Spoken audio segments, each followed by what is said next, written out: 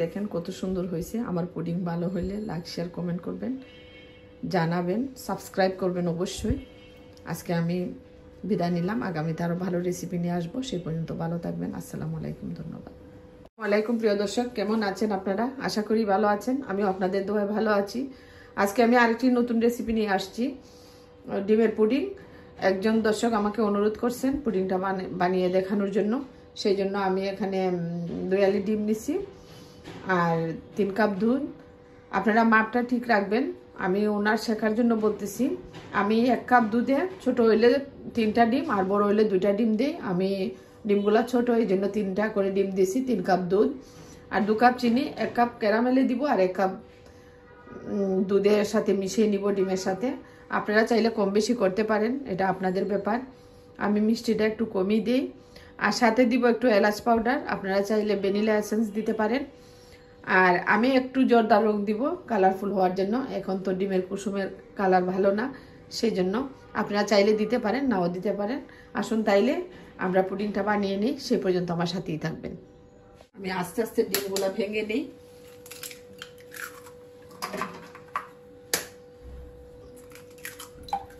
এভাবে আমি ডিমগুলা ভেঙে নিব, সেই পর্যন্ত আমি এখন এগুলাকে একটু কি করে নিই, ম্যাশ করে নিই। সেই পর্যন্ত আমার সাথেই থাকবেন। দেখেন আমি এটা একটু কি করে নেই, ভালোভাবে ফেটিয়ে নেই। আমি একটু দিব এলাচ পাউডার। আপনারা চাইলে ভ্যানিলা এসেন্স দিতে পারেন, তবে এলাচের গ্রানটা অনেক ভালো, ডিমের জন্য এটা খুবই ভালো, গন্ধ করে না।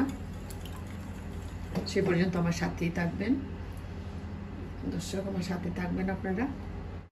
আমি দুধের সাথে এই যে জর্দার কালারটা দিয়ে দিচ্ছি। আপনারা চাইলে নাও দিতে পারেন, তবে এটা দিলে কিন্তু কালারটা খুবই সুন্দর আসে, একদম হলুদ হলুদ লাগে কাটার পরে, এটা খুবই সুন্দর লাগে। আসুন সেই পর্যন্ত আমার সাথে থাকবেন আপনারা। আমি দুধটা দিয়ে দিলাম, এখানে আমার 3 কাপ দুধ আছে।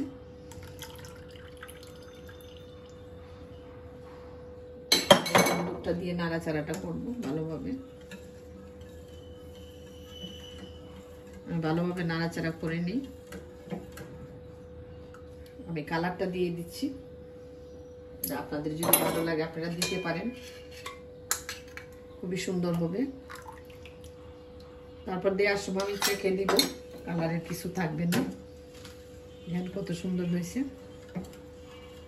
এভাবে যদি পুডিংটা বানান অনেক লোভনীয় হবে, দেখতে খুবই সুন্দর লাগবে। আমি ভালোভাবে ফেটিয়ে নেই, সেই পর্যন্ত আমার সাথে থাকবেন আপনারা। কালারটা অনেক সুন্দর হয়েছে দর্শক। আমি এই পুডিংটা প্রেসার কুকারে রান্না করব। দেখেন কত সুন্দর হয়েছে। আমি ক্যারামেলটা বানিয়ে নেই, সেই পর্যন্ত আমার সাথেই থাকবেন আপনারা। করিয়ে নেই। আমি ক্যারামেলের জন্য একটা ফ্রাই প্যান বসাই দিব, এখানে বসাই দিলাম, চুলাটা ধরাই দিচ্ছি। আমি চিনি দিয়ে দিলাম ক্যারামেলের জন্য, একটু হালকা পানি দিব যাতে তাড়াতাড়ি চিনিটা গলে যায়। সে পর্যন্ত আমার সাথেই থাকবেন। গলে গেছে, আমি একটা চুলা দিয়ে নাড়াচাড়া করব।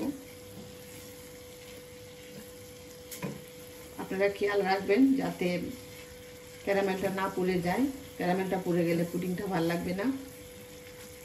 আমি ক্যারামেলটা বানিয়ে নিই, পরে আপনাদেরকে দেখাবো, সে পর্যন্ত সাথেই থাকবেন।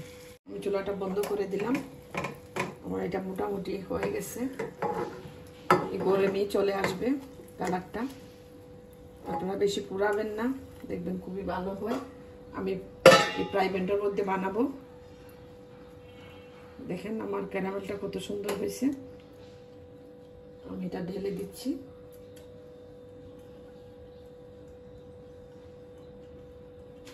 ফ্রাই প্যানটা সেট করে নিই।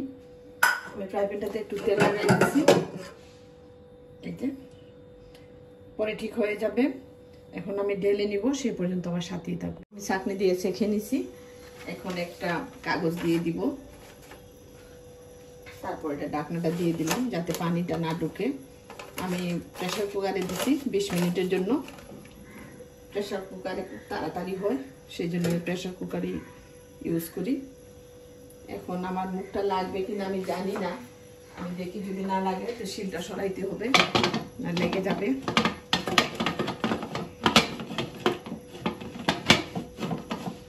আমি একটু লাগিয়ে নিই, সে পর্যন্ত আমার সাথে 20 মিনিটের জন্য আমি চুলাটা ধরিয়ে দিলাম। প্রথমে একটু হাইতে 5 মিনিট দিব, তারপরে লো করে দিব 15 মিনিটের জন্য। সেই পর্যন্ত আমার সাথেই থাকবেন।